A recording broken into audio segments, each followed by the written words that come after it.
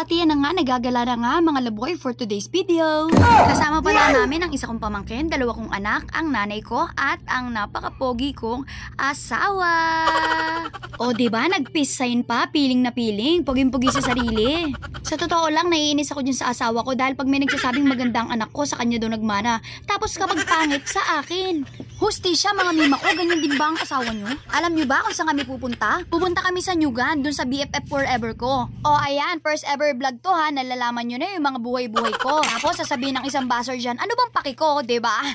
Actually, isa to sa mga stress reliever ng aming pamilya. Ang sumamba at gumala.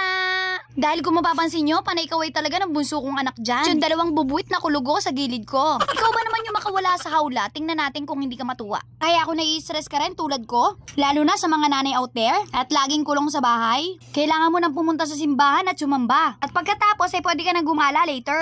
Huwag kayong maingay ha, kasi yung asawa ko tatawa-tawa lang yan pero naiinis yan sa akin.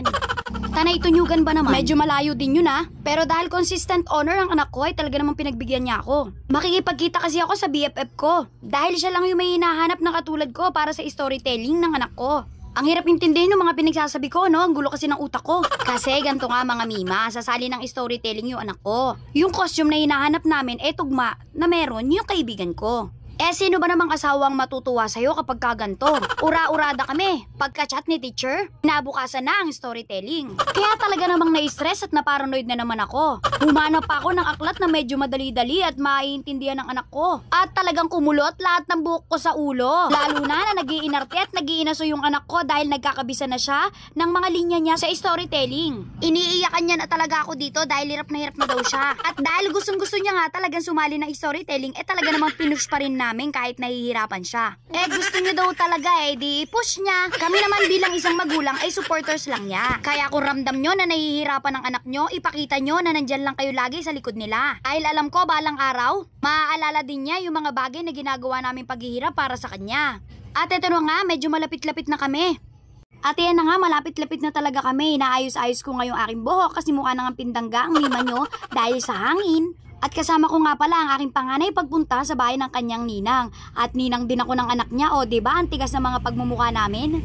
At yan na nga, nangangalabog na nga ako ng bahay pero wala pala siya dito. Ang ending, dun ko siya natagpuan kung saan kami tumatambay nung araw. Kaya talaga namang kulang ang isang araw sa amin para magkwentuhan. Alam nyo na, pag nakakasama nyo yung mga kaibigan nyo, may kasamang chismis na rin yan. Ako lang ba? Bihirang-bihira din kami mag-chat at makapag-usap. Kaya talaga namang nung nagkita kami, talaga namang kulang na kulang ang isang araw. Pero naniniwala ako na kahit hindi kayo mag-usap at magkita araw-araw ng kaibigan mo, hindi mahalaga yon. Dahil ang pinakamahalaga ay yung pagmamahal at pagtitiwala sa isa't isa. Sana naman ay may napulot kayo, may part 2 pa to ha, to be continue.